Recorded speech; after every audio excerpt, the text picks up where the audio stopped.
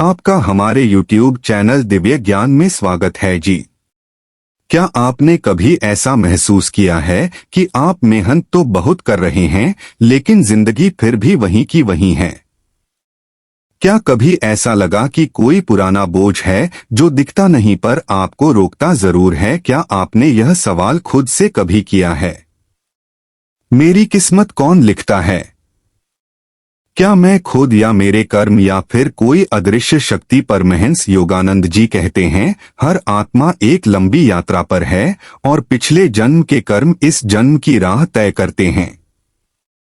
आज की यह वीडियो आपके लिए एक आईना है जहां हम बात करेंगे उन 11 गहरे सूत्रों की जो यह बताएंगे कि कैसे पिछले जन्म का कर्मकांड आपकी वर्तमान किस्मत को चला रहा है। अगर आपने इस वीडियो को अंत तक देखा तो समझो आपने खुद को बदलने की चाबी पाली। और हाँ, अगर आप चाहते हैं कि यह दिव्य ज्ञान और लोगों तक पहुंचे तो कृपया लाइक करें, कमेंट करें कि आप यह वीडियो कहां से देख रहे हैं और सब्सक्राइब करना ना भूलें, क्योंकि जब आप इस ज्ञान को साझा करते हैं तो वह कर्म बनता है जो आपकी किस्मत बदलता है। चलिए शुरू करते हैं। सूत्र 1, अगर आपकी जिंदगी में बार बार वही तकलीफें लौट कर आती हैं तो समझिए आपने उनसे कभी सीख नहीं ली। वह पुराने जन्म की बकाया राशि है जो अब भी वसूल होनी बाकी है। परमहंस योगानंद जी कहते हैं, किस्मत कोई दैवी लॉटरी नहीं, यह आपके ही आत्मा द्वारा तय की गई पाठशाला है जिसे आपने पिछले जन्मों में अधूरा छोड़ दिया। बहुत से लोग जीवन में यह सवाल उठाते हैं कि मेरे साथ ही ऐसा क्यों होता है? बार बार विश्वासघात, बार बार आर्थिक तंगी, बार बार रिश्तों में दर्द, बार बार हार। लेकिन वह कभी गहराई से यह नहीं समझते कि यह सब संयोग नहीं, संचित कर्म है। पिछले जन्मों में जो हमने बोया वही अब इस जीवन की जमीन पर उगाया है। अगर किसी जन्म में आपने किसी की भावनाओं के साथ खेला तो आज आप सच्चा प्यार चाहते हुए भी अधूरा रह जाते हैं। अगर आपने किसी की मेहनत का मूल्य नहीं चुकाया तो इस जन्म में मेहनत के बाद भी सफलता नहीं मिलती। अगर आपने किसी का अपमान किया था तो आज आप बार बार अपमानित होते हैं। यह सब वह आर्ण है जिनका भुगतान आपकी आत्मा को करना ही है। और ब्रह्मांड की व्यवस्था इतनी सूक्ष्म और सटीक है कि एक भी कर्म, चाहे वह विचार मात्र ही क्यों ना हो, बिना परिणाम के नहीं जाता। यह कर्मों का चक्र तब तक चलता रहेगा जब तक आत्मा वह सीख नहीं लेती जिसके लिए वह बार बार जन्म ले रही है। क्या आपने कभी सोचा है, जब रात को सोते हैं तो आपका शरीर तो बिस्तर पर होता है, लेकिन आप कहाँ होते हैं? वह कौन सी जगह है जहां आपकी चेतना हर रात प्रवेश करती है और सुबह लौटकर कहती है, मैं थक गया हूं? अगर नींद केवल शरीर को आराम देने की प्रक्रिया होती तो जागते ही आत्मा इतनी उलझन में क्यों होती? परमहंस योगानंद जी कहते हैं, नींद मृत्यु का छोटा संस्करण है और हर रात आत्मा थोड़ी देर के लिए अपने पुराने घर लौट जाती है। इस वीडियो में हम जानेंगे योगानंद जी के 20 गहरे रहस्यमयी सूत्र जो बताएंगे कि नींद में आत्मा कहाँ जाती है। क्या हम हर रात पुराने जन्मों से जुड़ते हैं? क्यों कुछ सपने हमें भविष्य की झलक देते हैं और क्या नींद में आत्मा को ईश्वर की झलक मिलती है? अगर आप भी इन सवालों से जूझते हैं तो भाई, यह वीडियो आपके अधूरे ज्ञान की नहीं, आत्मिक पुनर्जागरण की शुरुआत है। यह वीडियो आपके अपने चैनल दिव्य ज्ञान पर है, जहां हर शब्द केवल ज्ञान नहीं, आत्मा की गूंज है। लाइक जरूर करना अगर कोई सूत्र दिल में उतर जाए। कमेंट में बताना, क्या आपने कभी नींद में ऐसा कुछ महसूस किया है जो सपना नहीं था? और हाँ, सब्सक्राइब जरूर कर लो, क्योंकि आगे जो आने वाला है वह चेतना को झकझोर देगा। नींद केवल विश्राम नहीं, आत्मा की यात्रा है। हर रात जब तुम सोते हो तो चेतना इस भौतिक संसार से निकलकर सूक्ष्म लोकों में प्रवेश करती है और वहीं आत्मा को वह सत्य याद दिलाए जाते हैं जिन्हें जागृत अवस्था सह नहीं पाती। परमहंस योगानंद जी कहते हैं, जब मन मौन होता है तब आत्मा बोलती है, और नींद वह अवस्था है जहां मन सो जाता है और आत्मा चल पड़ती है अपने वास्तविक स्वरूप की खोज में। क्या आपने कभी ऐसा अनुभव किया है कि आपने कोई सपना देखा लेकिन वह सपना एक दृश्य नहीं एक अनुभूति था? ऐसा महसूस हुआ कि वहां कोई आपको देख रहा था, कुछ कह रहा था, कोई पुरानी जगह, कोई खोया हुआ रिश्ता या कोई चेतना जो शब्दों से नहीं स्पंदनों से संवाद कर रही थी। योगानंद जी के अनुसार जब हम नींद में जाते हैं तो शरीर स्थिर हो जाता है, लेकिन आत्मा और चेतना सपनों के माध्यम से सूक्ष्म लोकों में प्रवेश करती है, जहां समय, शरीर, नाम, रिश्ते यह सब पीछे छूट जाते हैं। वहां आत्मा केवल अस्तित्व के रूप में होती है और यहीं शुरू होती है उसकी असली यात्रा। बहुत बार आपने अनुभव किया होगा कि कोई सपना भविष्य की झलक दे देता है या किसी रिश्ते की सच्चाई दिखा देता है, या कभी ऐसा लगता है कि कोई आपके पास आकर कुछ कह गया लेकिन आप उसकी शक्ल नहीं पहचान पाते।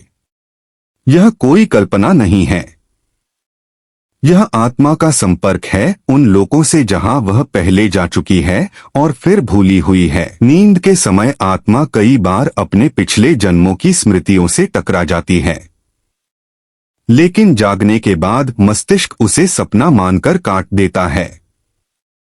पर योगानंद जी कहते हैं, सपने अगर ध्यान से देखे जाएं तो वह ईश्वर की फुसफुसाहट होती है। इसलिए नींद को सिर्फ एक थकान मिटाने की प्रक्रिया मत समझो, यह हर रात ब्रह्मांड द्वारा आत्मा को दिया गया बुलावा है, जिसमें वह तुम्हें कुछ याद दिलाना चाहता है। कोई अधूरी बात, कोई अधूरी यात्रा या कोई छूटा हुआ उद्देश्य। और अगर तुम ध्यान से देखना शुरू करो कि तुम्हारे सपनों में कौन बार बार आता है, क्या जगहें बार बार दिखती हैं और क्या अनुभव बार बार दोहराए जाते हैं, तो तुम जान पाओगे कि नींद केवल विश्राम नहीं, वह आत्मा की सबसे गुप्त यात्रा है।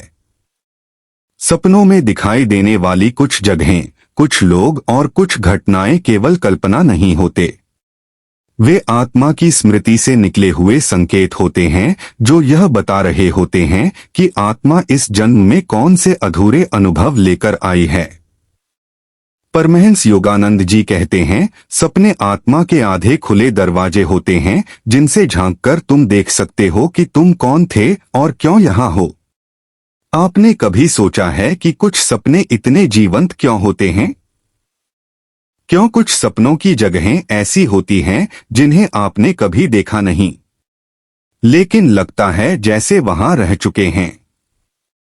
क्यों कुछ लोग बार बार सपनों में आते हैं जिनका कोई स्पष्ट संबंध इस जन्म से नहीं दिखता, लेकिन उनकी उपस्थिति भारी होती है, जैसे कोई अधूरी बात बाकी हो? योगानंद जी कहते हैं कि यह आत्मिक संकेत होते हैं जिन्हें मस्तिष्क तो रैंडम मानता है, लेकिन आत्मा पहचानती है, क्योंकि आत्मा जब नींद में सूक्ष्म लोकों की यात्रा करती है तो वह समय और स्थान की सीमाओं से बाहर निकल जाती है और ऐसे अनुभवों से टकराती है जो इस जन्म से नहीं पूर्व जन्मों से जुड़े होते हैं। मान लो किसी रात तुमने सपना देखा कि तुम किसी पहाड़ी जगह पर हो और वहां एक बूढ़ा व्यक्ति कुछ कहता है। सुबह उठते ही वह सपना भूलने लगे, लेकिन उसका एहसास बना रहता है। यह बहुत बार आत्मा के पुराने गुरुओं, पुराने संबंधों या अधूरी प्रतिज्ञाओं की अनकही पुकार होती है। कई बार कोई आत्मा जिसके साथ तुम्हारा कोई अधूरा कार्मिक रिश्ता रहा हो, वह सपनों के माध्यम से फिर से संपर्क करती है। तुम उसे नहीं पहचान पाते, लेकिन वह आत्मिक ऊर्जा तुमसे परिचित होती है। यह ब्रह्मांड का तरीका है तुम्हें यह दिखाने का कि अभी भी कुछ सीखना, समझना और पूरा करना बाकी है। योगानंद जी कहते हैं कि सपनों को केवल मस्तिष्क का खेल मान लेना, आत्मा के सबसे गहरे संकेतों को अनदेखा करना है। क्योंकि कई बार सपनों में जो बातें दिखती हैं, जैसे किसी को मरते हुए देखना, किसी पुरानी इमारत में चलना, किसी नदी के किनारे घंटों खड़ा रहना, यह सब कुछ आत्मा की पुरानी परतों का प्रत्यक्ष दर्शन है।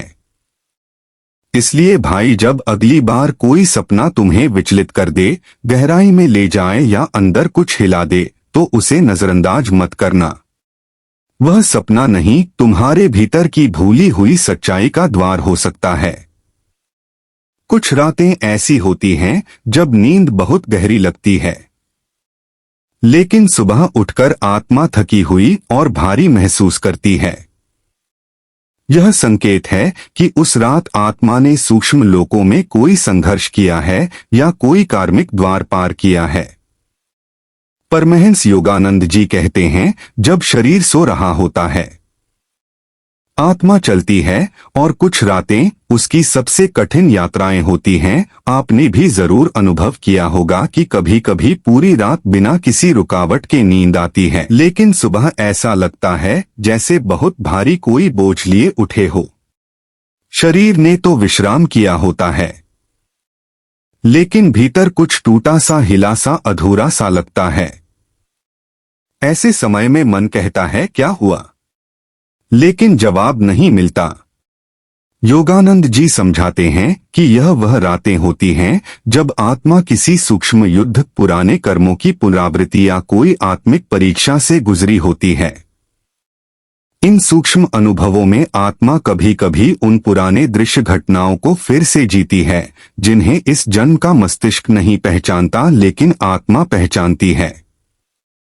वह कभी किसी कर्म बंधन को तोड़ती है, किसी अनदेखे द्वार को पार करती है, या किसी और आत्मा से जुड़ा कोई पुराना संबंध खत्म करती है। यह प्रक्रिया बिना शोर के होती है और नींद में होती है, लेकिन इसका असर सुबह होते ही साफ दिखता है।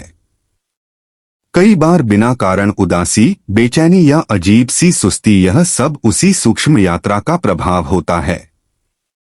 योगानंद जी कहते हैं, नींद के समय आत्मा पर जो गुजरता है वह केवल वही समझ सकती है जो अपने भीतर की ऊर्जा को सुनना जानती है। इसलिए जब तुम्हें लगे कि एक गहरी नींद के बाद भी मन में हल्कापन नहीं बल्कि गहराई है, तो समझो आत्मा ने कोई कार्मिक सीढ़ी चढ़ी है। इन रातों को ब्रह्मांड आत्मा के लिए पुनर्संयोजन की रात कहता है, जहां पुराने असंतुलन मिटाए जाते हैं और आत्मा के अगले चरण की तैयारी होती है।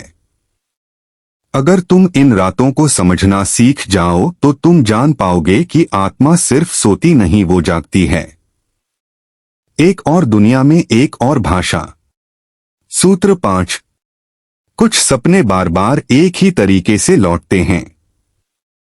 वह ना आपकी कल्पना है, ना ही कोई मानसिक भ्रम, बल्कि आत्मा के भीतर फंसी हुई ऐसी अधूरी ऊर्जा है जो तब तक आपको पुकारती रहेगी जब तक उसका अर्थ समझकर आप उसे मुक्त नहीं कर देते।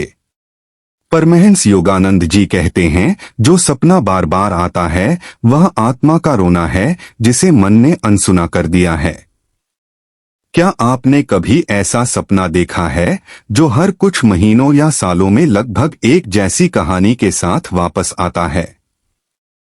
जैसे कोई बंद दरवाजा, गिरती हुई बिल्डिंग, खोया हुआ बच्चा या ऊंचाई से गिरना। आप सपना भूलने की कोशिश करते हो, लेकिन वह फिर लौट आता है नए रूप में। लेकिन वही भावना, वही डर, वही बेचैनी। योगानंद जी बताते हैं कि ऐसे सपने हमारी आत्मा में फंसी हुई अधूरी ऊर्जा, अधूरे कर्म या किसी भुलाए गए डर की अभिव्यक्ति होते हैं। यह अनुभव इस जन्म से नहीं, कई बार पूर्व जन्म से जुड़े होते हैं। आत्मा जब किसी गहरे आघात या अधूरी यात्रा से गुजरती है और वह पूरा नहीं हो पाता, तब वह ऊर्जा एक स्मृति छाया बनकर आत्मा में अटक जाती है, और नींद के समय जब आत्मा सूक्ष्म लोक में स्वतंत्र रूप से विचरण कर रही होती है, तब वह छाया फिर से उसके सामने आ जाती है। यह दोहराव केवल डराने के लिए नहीं होता, यह ब्रह्मांड की तरफ से एक संदेश होता है, अब इस अधूरे चक्र को पूरा कर। उदाहरण के लिए अगर किसी को बार बार सपना आता है कि वह भाग रहा है लेकिन पहुंच नहीं पा रहा, तो यह संकेत हो सकता है कि उसकी आत्मा किसी जीवन के छूटे हुए उद्देश्य को ढूंढ रही है। या यदि किसी को बार बार पानी में डूबने का सपना आता है तो हो सकता है आत्मा कभी किसी घटना में अनायास खो गई हो और अब वह उस भय को रिलीज करना चाहती है। योगानंद जी कहते हैं, बार बार लौटने वाला सपना एक आत्मिक परीक्षा होती है जिसे केवल जागृत होकर ही पार किया जा सकता है। इसलिए अगर कोई सपना वर्षों से आपका पीछा कर रहा है तो उससे डरिए मत, उसे समझने की कोशिश कीजिए। वह केवल सपना नहीं, आपकी आत्मा की अधूरी भाषा है। सूत्र 6, अगर आप नींद में कभी उड़ते हुए महसूस करते हैं जैसे शरीर नहीं है, कोई भार नहीं है, तो समझो आत्मा उस क्षण सूक्ष्म देह में प्रवेश कर चुकी थी और भौतिक संसार की सीमाओं से मुक्त हो चुकी थी। परमहंस योगानंद जी कहते हैं, जब आत्मा सूक्ष्म देह में यात्रा करती है तो वह गुरुत्वाकर्षण, शरीर और समय तीनों से स्वतंत्र हो जाती है। उस समय जो तुम महसूस करते हो वही तुम्हारी असली स्थिति होती है। कई लोगों ने यह अनुभव किया है कि वे सपने में उड़ रहे हैं, बादलों के बीच या किसी अजीब सी हल्की अवस्था में, जैसे कोई बोझ नहीं, कोई शरीर नहीं। कई बार लगता है कि जमीन पर चलने के बजाय हम हवा में बह रहे हैं। जब आप नींद से जागते हैं तो एक पल को यह तय करना मुश्किल होता है कि वह सपना था या सच्चाई। योगानंद जी बताते हैं कि यह अनुभव आत्मा की सबसे सामान्य लेकिन सबसे अनजानी अवस्थाओं में से एक है। सूक्ष्म शरीर में विचरण, जब आप गहरी नींद में होते हैं, विशेष रूप से जब मन एकदम शांत हो जाता है, तो चेतना शरीर की स्थूलता से अलग होकर एक सूक्ष्म ऊर्जामय अवस्था में प्रवेश कर जाती है। उसी क्षण आत्मा का भार समाप्त हो जाता है। उड़ने का जो सपना आता है वह असल में सपना नहीं, वह आत्मा की उड़ान का अनुभव होता है। इस अवस्था में आत्मा कभी कभी दिव्य लोकों, उच्च चेतनाओं या अपने उच्च आत्म के संपर्क में आती है। कई बार आप इसी दौरान किसी दिव्य मार्गदर्शक, गुरु या किसी स्वर्गीय आत्मा को महसूस करते हैं। लेकिन मस्तिष्क इस अनुभव को सपने में ढाल देता है ताकि वह उसे अपनी सीमित भाषा में समझ सके, जबकि असल में यह वह समय होता है जब आत्मा सबसे ज्यादा स्वतंत्र होती है।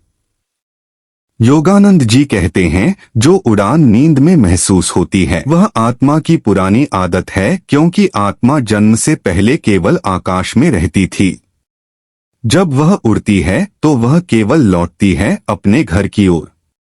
इसलिए अगली बार जब ऐसा सपना आए, डरो मत, मुस्कुराओ, क्योंकि वह सपना नहीं, तुम्हारी आत्मा की सबसे पवित्र उड़ान है। सूत्र 7, अगर आप रात में अचानक घबराकर जाग जाते हैं, पसीने में डूबे हुए, दिल तेज धड़कता हुआ और कोई डरावनी छवि आंखों में बसी हुई, तो समझिए आत्मा उस क्षण किसी निचले सूक्ष्म लोक से टकराई है, जहां अधूरी आत्माएं, दबे हुए भाव और नकारात्मक ऊर्जा निवास करती है। परमहंस योगानंद जी कहते हैं, सपनों में केवल ऊपर के लोग ही नहीं आते, नीचे की दुनिया भी सामने आती है, क्योंकि आत्मा की यात्रा केवल स्वर्ग तक सीमित नहीं, वह नरक से भी होकर गुजरती है। कई बार रात के किसी हिस्से में आप अचानक जाग जाते हो, दिल की धड़कन तेज होती है, सांस घुटी सी लगती है, पूरे शरीर में जैसे डर की लहर दौड़ जाती है। आप समझ ही नहीं पाते कि क्या हुआ। सपने का चेहरा धुंधला होता है, लेकिन जो डर बचा होता है वह बहुत असली होता है।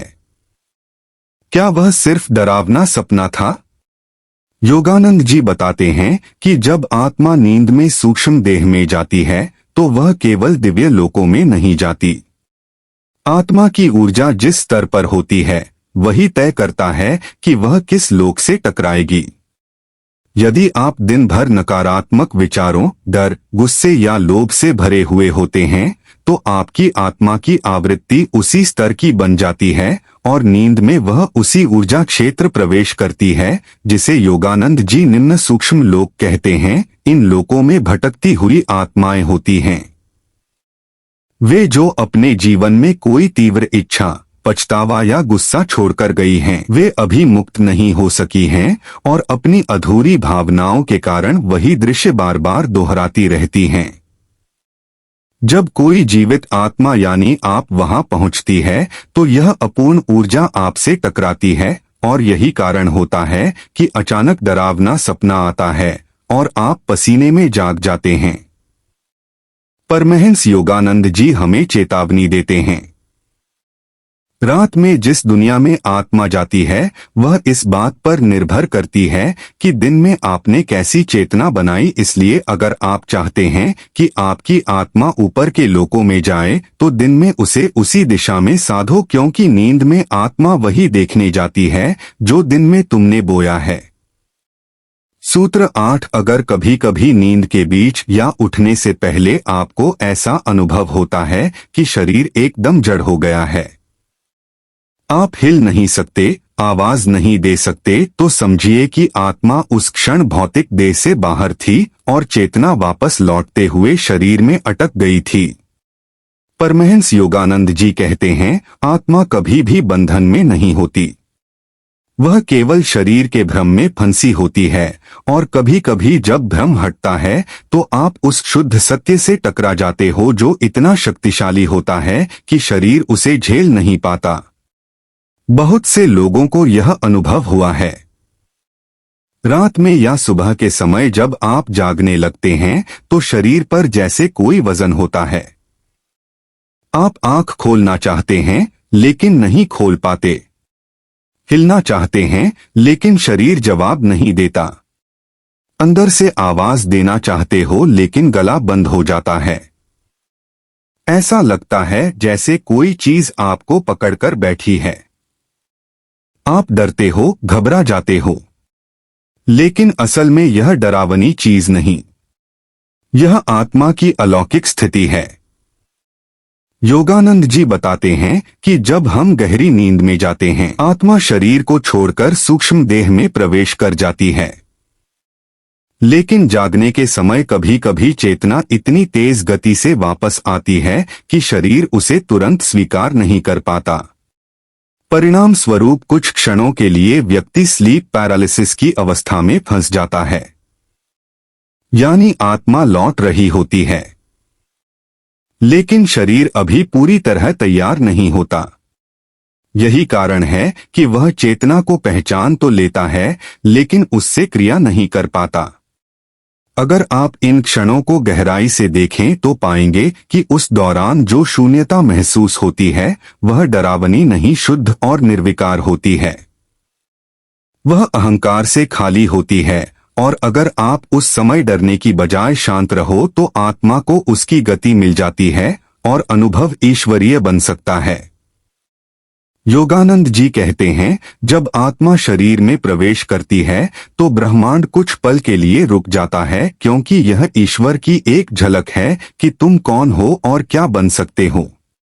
इसलिए यदि अगली बार तुम इस अवस्था में फंस जाओ तो घबराना नहीं। वह क्षण नहीं है कि तुम डर जाओ, वह क्षण है जब आत्मा खुद को शरीर से बड़ा समझने लगी है। सूत्र 9। यदि आपने कभी नींद में अपने ही शरीर को ऊपर से देखा है, जैसे आप अपने बिस्तर पर लेटे हुए खुद को देख रहे हो, तो समझिए आत्मा उस क्षण आउट ऑफ बॉडी एक्सपीरियंस से गुजर रही थी जहां वह शरीर की पकड़ से मुक्त होकर ब्रह्मांड की चेतना से जुड़ चुकी थी। परमहंस योगानंद जी कहते हैं, जब आत्मा अपने ही शरीर को बाहरी दृष्टि से देखती है तो वह जान जाती है कि यह शरीर केवल वस्त्र है और उसका वास्तविक स्वरूप अनंत है। बहुत बार लोगों को एक विशेष अनुभव होता है, एक सपना नहीं बल्कि एक वास्तविक स्थिति जहां वे ऊपर हवा में होते हैं और नीचे अपने बिस्तर पर लेटे हुए खुद को देख रहे होते हैं। सब कुछ शांत, हल्का और रहस्यमयी होता है। कोई डर नहीं होता बल्कि एक अनोखा शांति और विस्मय का भाव होता है। यह अनुभव आउट ऑफ बॉडी एक्सपीरियंस ओबी कहलाता है। परमहंस योगानंद जी बताते हैं कि यह आत्मा का सबसे शक्तिशाली संकेत होता है कि वह अब शरीर की सीमा को पहचान चुकी है और उससे बाहर निकल चुकी है। यह स्थिति केवल उन्हीं लोगों को सहज रूप से मिलती है जो या तो ध्यान की अवस्था में होते हैं या फिर किसी विशेष आत्मिक तैयारी से गुजर चुके होते हैं। कभी कभी यह नींद की अवस्था में भी होता है, जब शरीर गहरी विश्रांति में होता है और आत्मा स्वतंत्र रूप से सूक्ष्म लोक में प्रवेश कर लेती है। इस स्थिति में आत्मा न केवल शरीर को देख सकती है, बल्कि अपने आसपास के लोगों, घटनाओं और ऊर्जा को भी उस दृष्टिकोण से देखती है जो इस जगत में संभव नहीं होता, वह समय और स्थान से परे होती है। यही कारण है कि कई लोग ओबी के दौरान भविष्य की घटनाओं या किसी बीते हुए पल की वास्तविकता को स्पष्ट रूप से देख पाते हैं।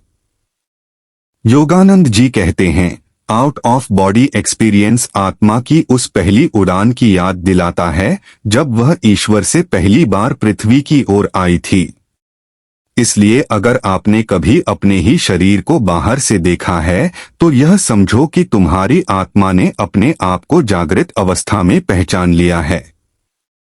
सूत्र 10 अगर आपने कभी ऐसा महसूस किया है कि आप गहरी नींद लेने के बावजूद थकान से टूटे हुए उठते हैं तो समझिए आत्मा पूरी रात किसी कार्मिक काम, अधूरी प्रतिज्ञा या आत्मिक बंधन से जूझ रही थी, जिसे शरीर तो नहीं देख पाता लेकिन चेतना उसे पूरी तरह झेलती है।